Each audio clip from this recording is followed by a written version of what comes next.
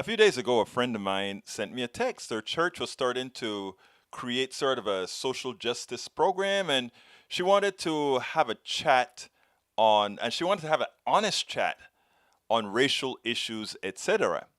So she gave me, we arranged a Zoom call because, again, it's, the times that we're in. And we decided to have an honest chat.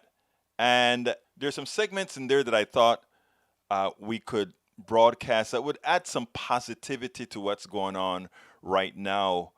And I asked her for permission to take a few clips out of the conversation that we had and bring it on to you. So I want you guys to listen to this honest conversation, and then let's take it on the other side. It came to me through some of these studies we're doing, and I thought, and they'd talk about this, and my friends would say, no, yeah, I know. And everybody was acting so like, I'm so innocent of all of this. Mm-hmm. And I kept thinking about it on my own and meditating and praying about it. It is not possible that I grew up white in the South Mm-hmm. and not have any racism in here. It's Right. just not It's not possible. possible. And So I kept looking and I couldn't find it and I right, couldn't find it. right, And I finally did. right. And You want to and know what it was? what it You want was. to know? I really want to know. It's neighborhoods. I love living in a diverse community because I enjoy a diversity of people from everywhere, rich and poor, and all this kind of stuff.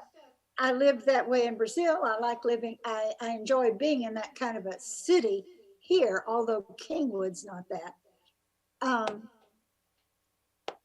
but you know where I would be uncomfortable? Where?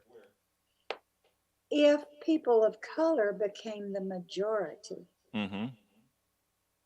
in that neighborhood and I were the minority.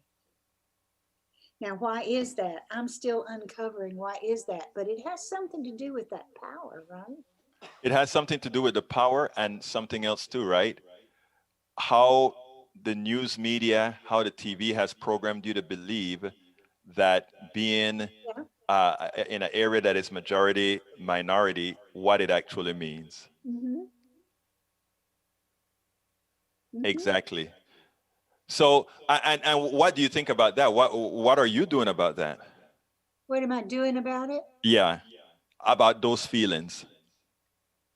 I'm processing them, and I'm saying, well, why do I feel that way? I keep asking the why question when I'm trying to understand myself. Mm-hmm. Why do I feel that way? Well, because I found two. I found one because what you say that property values go down. This all that. Right.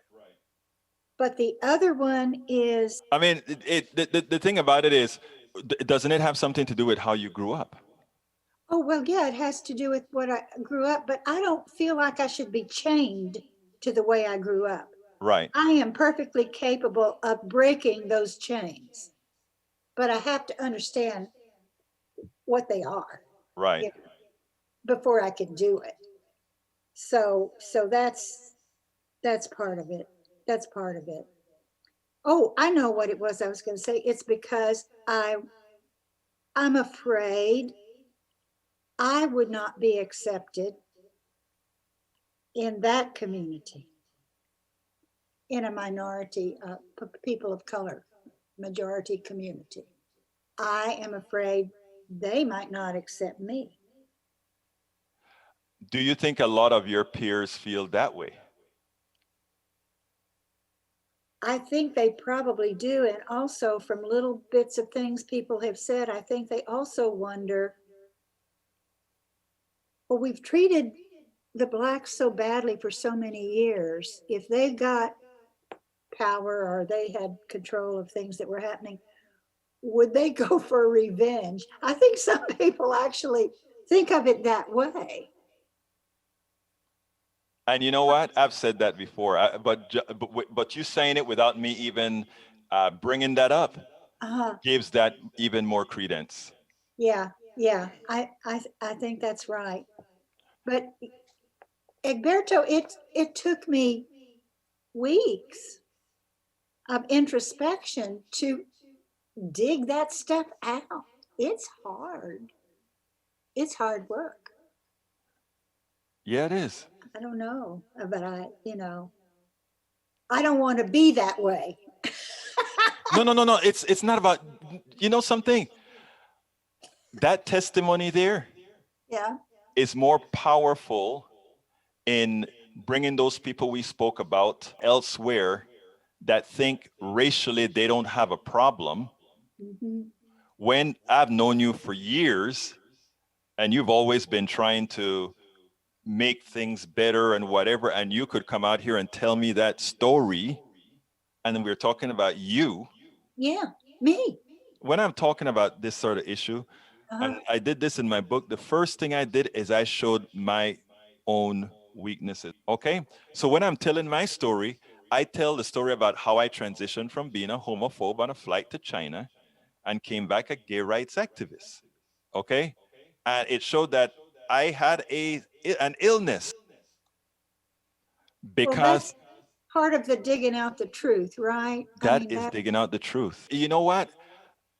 That kind when you talk like that, you give others permission to do to it. Yeah, examine themselves because no longer do they feel like they're alone with those right, thoughts. right. And that's what I'm talking about. Well, that's probably right. You I feel inadequate to this. I want to do it and I feel inadequate, you I know? you know, no, that's not it. That's not inadequate. That is power. That I mean, that is how change. You remember what I told you about earlier? I said people need to stop making it a project and that's why I like to talk and just talk about it. Yeah. That is what I'm talking about. The only way we get change is for people to do two things: be able to be honest with their thoughts, honest with the way they think about things. And when it comes to racism, racial issues, or prejudices, you have to be able to articulate them without the fear of being completely judged, excommunicated, or whatever, because that is how you feel, right? What I always tell people is simple. We all grow up with certain types of prejudices, whether that's racism, homophobia, etc. When you learn what your weaknesses are, the person who's doing something about it deserves the encouragement and the kudos.